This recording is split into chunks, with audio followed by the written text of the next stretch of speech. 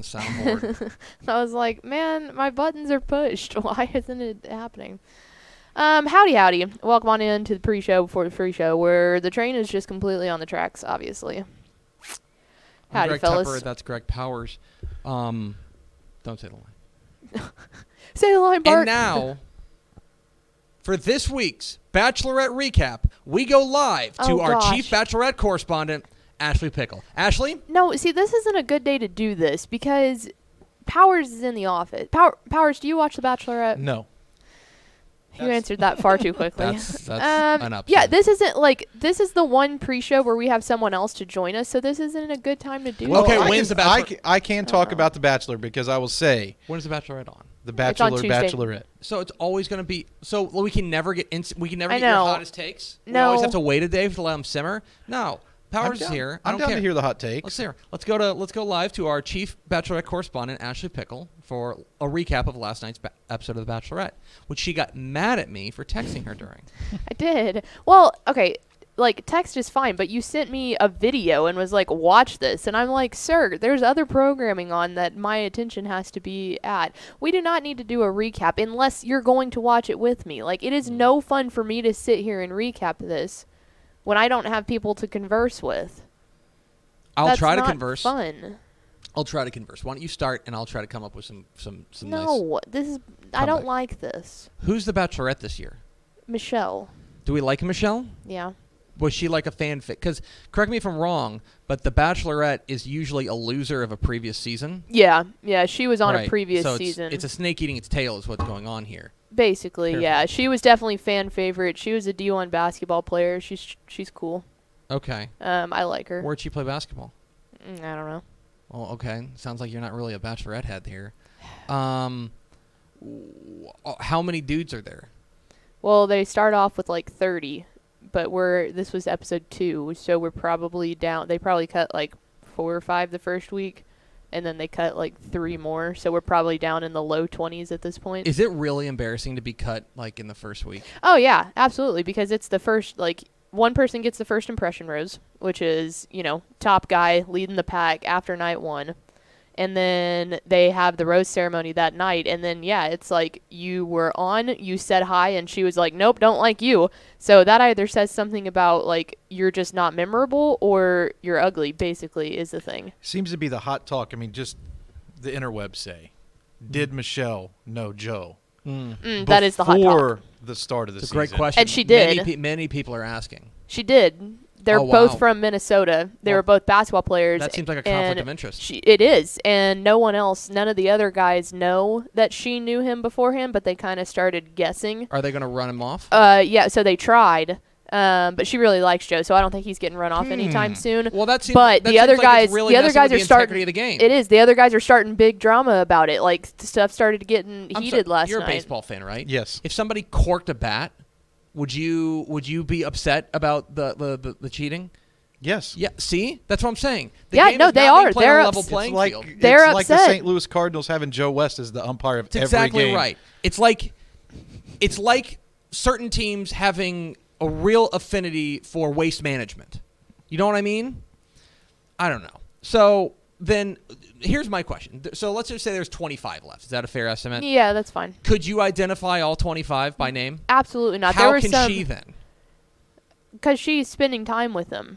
So are like, you? I'm only seeing, like, the parts that they, like, a lot of guys that you don't really get to start knowing them until about halfway through the season when it gets to being more FaceTime, because there's so many guys right now that if they're not the drama starters, then they really don't get shown a whole lot. Like, if there's not an instant connection or they're not the dumb one starting drama, then you just kind of fly under the radar, which is a good thing, because then people really start to like you in the back half of the show when they're like, oh, where has this guy been the whole time? My wife My does wife. the early pick. Like, this is the person that she picks early on in the show to be her favorite, and then she does like that halfway point. Here's who's left. Now here's my favorite. Okay, I like that. Do you still have to propose to him at the end?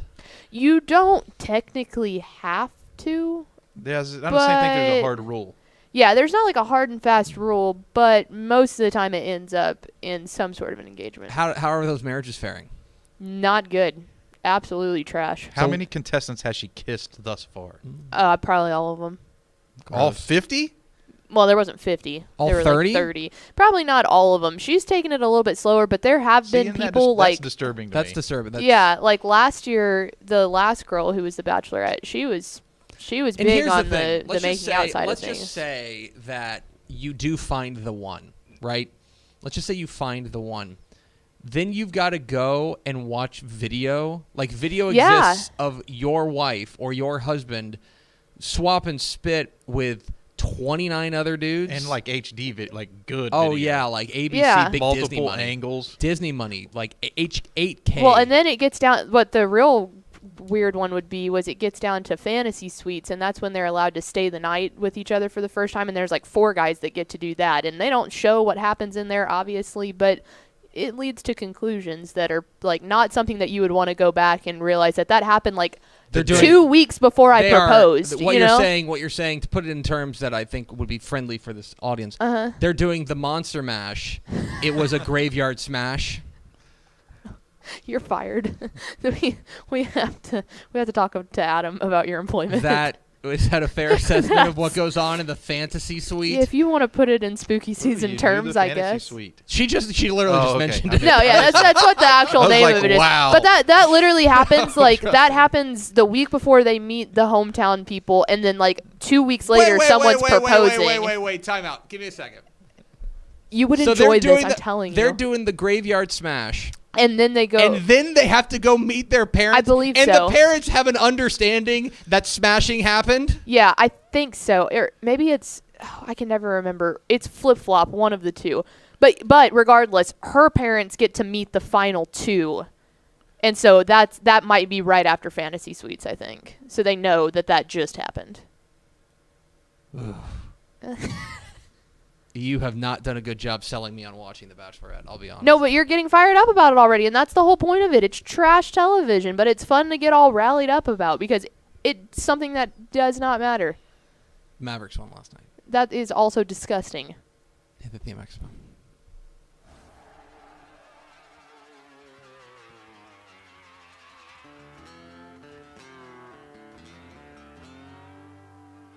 Let's go! Free money!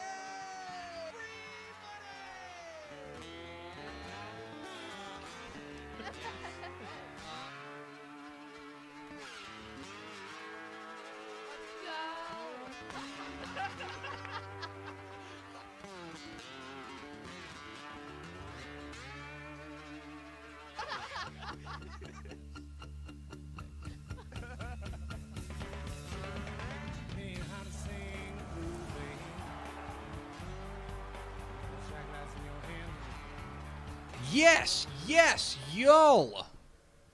From the Dave Campbell's Texas Football Mothership here in beautiful Lewisville, Texas, it is Texas Football Today, the official post-game show of The Bachelorette. My name is Greg Tepper.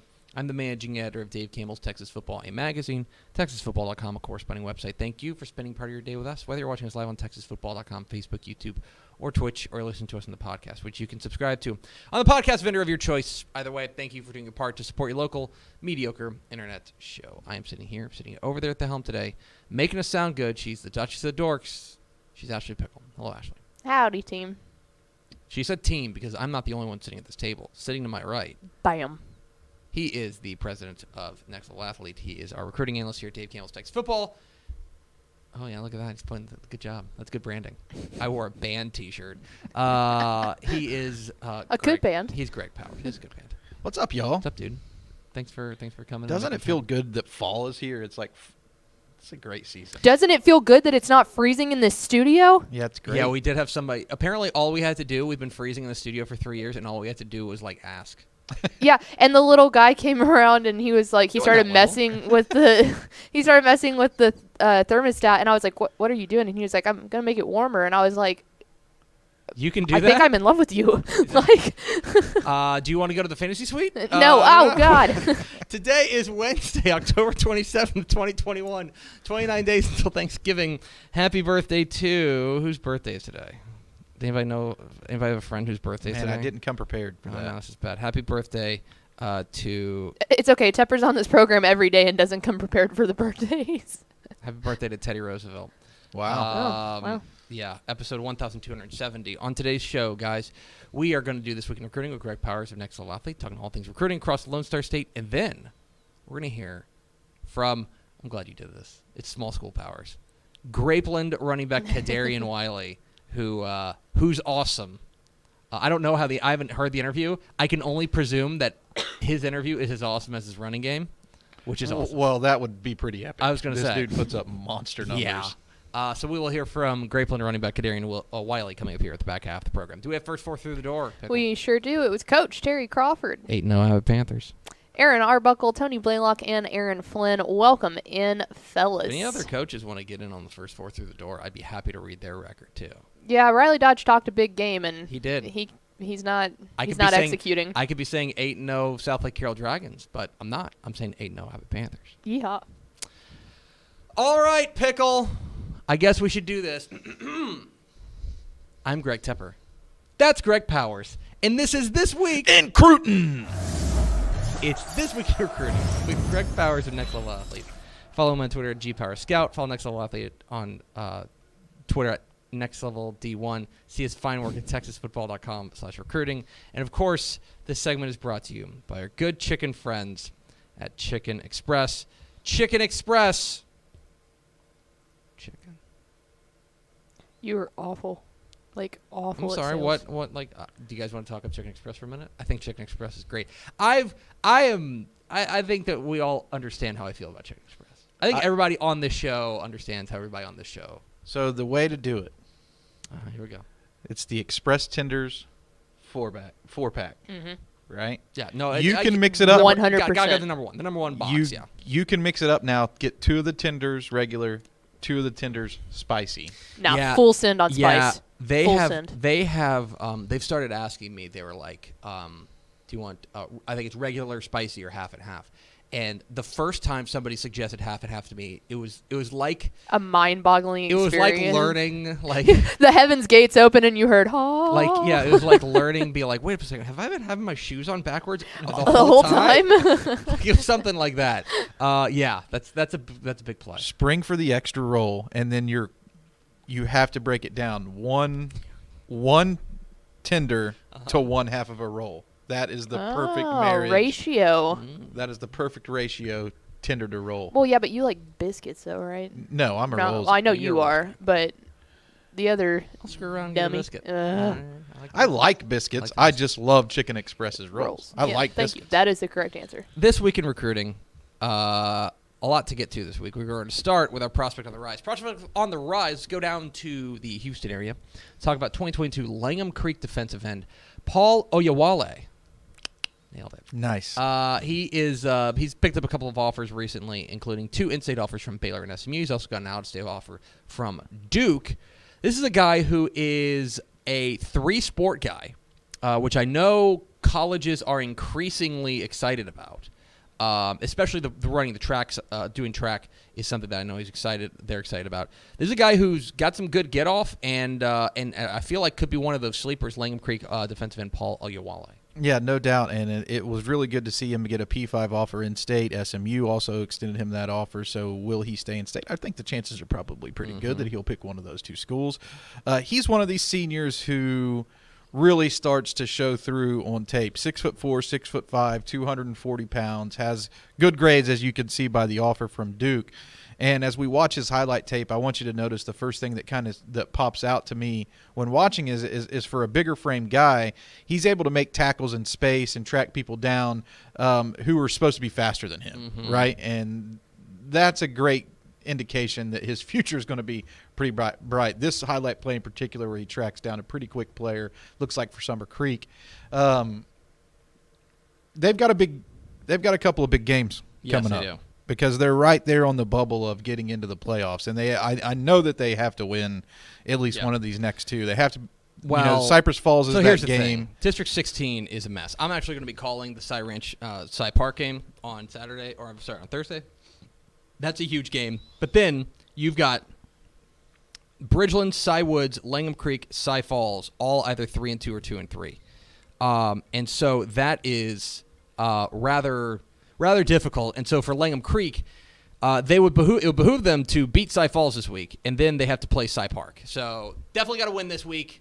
You can get in with going 1-1 in these final 2, but he's going to have to be a big factor going up against a pair of high-powered offenses. I wanted to talk about Paul today too, because this is the time of the year where I've already turned in my top 300 list for the magazine, right? And every year there are some of these guys that emerge. There's some of these guys that emerge out, I wouldn't say out of the blue, but their highlight tape gets posted. Is this going to require more work from me? And you haven't seen it yet. And then 3 offers come in, and then you watch the tape, and the player's really good. And it's that time of year where you start to get those little emails from someone who says, hey, I know that you've already done all the formatting for the magazine, but here's a guy who we have to work in. How can we do this? How does this change your work week, your workflow, if we wanted to work in a player like this? We'll talk after the show, you butthead. Anyway, congratulations, Paul Oyewale, on his couple of offers. Let's move on to our commit of the week. Our commit of the week is Houston Yates wide receiver Randy Masters. Randy Bobo Masters has committed to UNLV.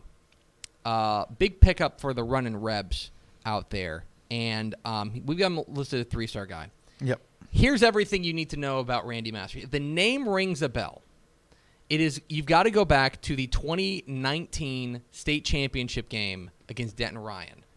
Alvin Shadow Creek and Denton Ryan. He was at the time at Shadow Creek. Yep. Remember that wacky play where the snap went over the puncher's head and then he just kicked the ball off the ground and some kid in a super heads-up play just picked it up and ran it back? Some 15-year-old sophomore. That's Bobo Masters. That's him. He is now a committed to UNLV. And he's done other things since then, by the way. But that's like my thing. I will always remember him as the guy who the only person who decided, why don't I just pick it up and run it? He was at North Shore, Shadow Creek, then North Shore. Now he can be found at Houston Yates. He's also made a few different commitments. He was a one-time commitment to Baylor, was committed to Cincinnati, and now he's committed to UNLV.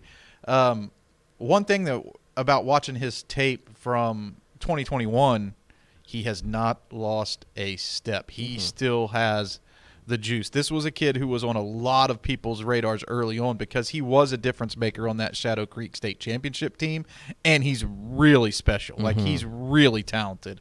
And this is a big steal for a school like UNLV. I think if there wouldn't have been these where he's been to a couple of different schools, this isn't the type of player that UNLV is usually able to come in and into Texas and get. You're talking about a guy with multiple P5 offers and may have fell off just a little bit because he bounced around, but his talent is there and his upside is extremely high. He's one of these guys that could make a big impact out west. Yeah, UNLV. I want to make sure they do a little bit more shopping in Texas than you'd think, and they actually have a decent they have a decent connection in Houston. They got Jonathan Baldwin in the class of 2021. They've got Jalen Lane from the class of 2021, Cameron Oliver from the class of 2021, a few others, and so they've done some work here. And this you're right. This feels like a steal. A guy who was a one-time Baylor commit and one-time Cincinnati commit to now go to UNLV is a big get for the running Raps. I want to pull their record up because I feel like they're doing better too. And I have noticed a better presence just in my mind. You know what it is? But I'm gonna make you look it up. Ouch! What are they? They're Ofer. Yeah. Why do we feel like they're doing better? Was they because they're in Vegas and it feels like you know why? Because they have what you've heard about them, and maybe this is why Bobo Masters is going there. I'm sure he's going there because he enjoys the school and the coaching staff, et cetera, et cetera. But do you know what their turnover celebration is on the sideline? I do not. They have a slot machine. That's 100% true. They run over there and they pull it, and they've made it so that it wins every time when you pull it. So it's like jackpot every time. If you get an interception for UNLV, you get to go and pull the slot machine, which is genius. Their head coach is Marcus Arroyo. Maybe that's why I thought they were doing better. Yeah, maybe that's it. Anyway, it's This Week in Recruiting with Greg Powers, Next Level Athlete. Get involved in the conversation, #TF Today.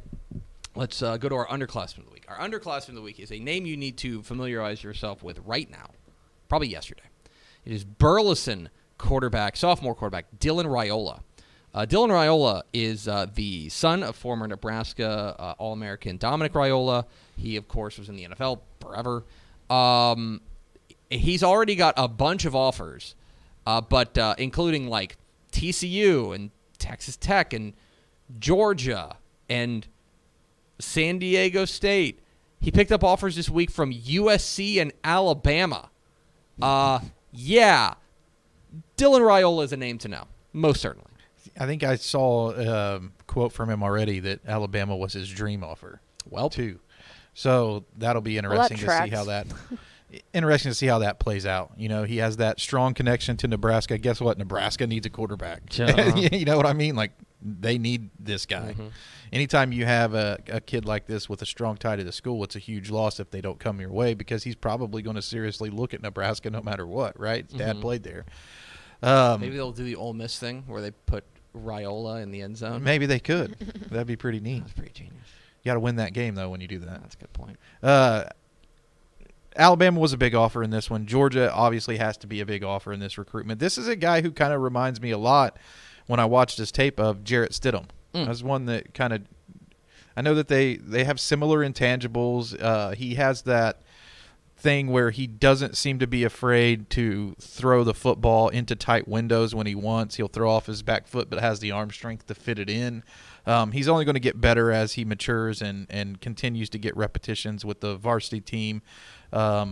and he's going to get better. He's got, double-digit offers already. All the big-time schools are coming after him. I think he's a name that we're going to get familiar with. I would anticipate that will be the case because he is a guy that still has a few more years to cook and is already getting offers at like this midway through his sophomore season. Let's round it all out with our Recruit of the Week. Our Recruit of the Week is Julian Humphrey, the cornerback from Clear Lake, 2022. Cornerback, he's the number 20 guy in our top 20, the DCTF Hot 100 on TexasFootball.com/recruiting. He was committed to Florida. I used the past tense here because he has since decommitted to Florida. He has offers from all over, as the top 20 prospects in Texas usually will. A&M, Alabama, LSU. He recently took a visit to Georgia, perhaps notable. In any case, Julian Humphrey back on the board there, and whoever gets him is going to get a playmaker. Yeah, and it's odd timing if you're a Florida commit to decommit during Florida-Georgia week when you've just taken an official visit to Georgia. Texas A&M also in the mix here. School that's listed as warm on his recruiting profiles and such. So maybe a school to watch in state is Texas A&M. This is a guy who has serious lockdown potential on the island. You would expect to pull his Twitter profile up and see like the little emoji of the island next to his name. I don't think it's there, but that's what you think of when you think of Julian Humphrey. But burst onto the scene at Clear Lake as a two-way standout playing receiver and corner, but now I think that he's one of these guys who has, NFL potential at the cornerback position. It's a really good year for defensive back, by the way, in the state of Texas. Like, they're really good DBs, and it wouldn't be a surprise to see down the line that Julian Humphrey is the best of the bunch. I love that his highlight tape for the season so far is like a minute and a half. You know why? Nobody throws at him. No one. Yeah. They're like, forget it. Yeah, why would you do it? He's a star and a guy that certainly you need to keep an eye on. He will have something big to say down the stretch of what the recruiting landscape looks like. Julian Humphrey has decommitted from Florida. Also a star, Greg Powers, Next Level Athlete. Follow him on Twitter at GPowerScout. Follow Next Level Athlete on Twitter at Next Level D1. See his fine work on TexasFootball.com/recruiting. Stick around because I need you to introduce the next segment. I'll be here. We're Texas Football Today. We're here every weekday at noon on TexasFootball.com, talking football in the Lone Star State. You can follow us on Twitter at DCTF, like us on Facebook, Facebook.com/Dave Campbell's. Follow us on Instagram, Instagram.com/Dave Campbell's, and of course, see us at TexasFootball.com. And now, a word from our friends at Hometown Ticketing.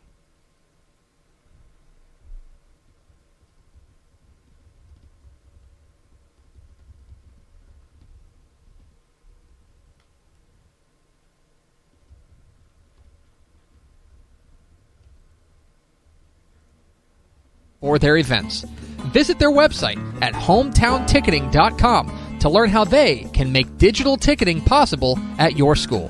That's Hometown Ticketing. Pickle, Dave Campbell's Texas Football, and Parker University have teamed up this year to honor some kids who make some game-winning decisions. Bring home the bacon. Make it happen when it matters most with the Parker University game-winning decision of the week. And this week, we got a good one.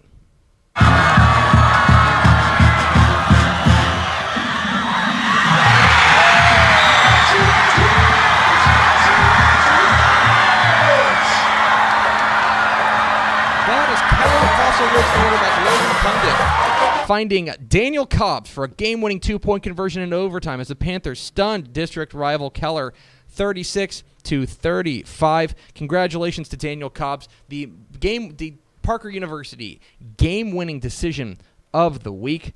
Parker University Sports and Performance Center and Synapse Human Performance Centers treat athletic injuries and provide sports rehabilitation to help get athletes competing as fast as possible. Learn more at synapsehpc.com. That's synapsehpc.com. And congratulations again to Keller Fossil Ridge's Daniel Cobbs, this week's Parker University game-winning decision of the week. Powers, hi. Powers, who did you talk to? We spoke with Grapeland running back Cadarian Wiley, and I really wanted to give him the platform to kind of talk about his skill set because I feel like he is one of the state's most underrated recruits. Mm-hmm. He doesn't yet have an offer, but he has a big visit on tap to SFA this weekend. I think they're going to offer maybe after they see this. I think they're trying to keep him under wraps. But a guy like this should not be under wraps. No, the numbers are stupid. Just the numbers. I mean, then you watch the film and it's something else. Here is Powers' conversation with Grapeland running back Cadarian Wiley here on Texas Football Today. Here's TexasFootball.com, and I'm honored to be joined this week by Grapeland running back Cadarian Wiley.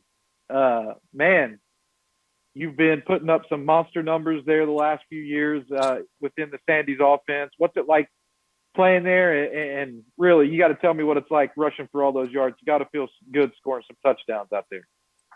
It's a good feeling, man. I'm just glad to be a leader on my team. And, just being a dependable guy. It's a good feeling, though. Talk about how you've grown out there this year. You've seemed to added some strength to your game. You've always, rushed for a lot of yards, put up a lot of big stats, but this year it looks like you're running with a little bit more passion. This year I feel like I've been more vocally and just more of a leader. I feel like I've been more dependable. I have to be more dependable. So, I come out and, I just do what I got to do to help us get a win.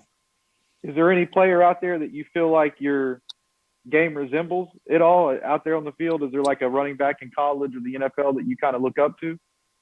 Alvin Kamara, man. I love Alvin Kamara, and I love his story, man. 6 foot, 185 pounds. That's what we have you down right now for height and weight. You look like a guy that has that kind of blend of make tacklers miss and run over them when you have to, but you can also catch the rock out of the backfield a little bit. So I can see maybe some Kamara in you, especially the high school version of it. Just kind of talk about the last couple of years at Grapeland. You guys went to the by-district round last year in the playoffs, looking to try to make the playoffs again this year. I know you got some big games coming up. How's the team focused in on the next couple of games? And I know these are like big games. You're starting to get to that must-win category. Yeah, I mean, coming into the season, we felt really confident, and we've been struggling lately. You haven't been exactly where we want to be.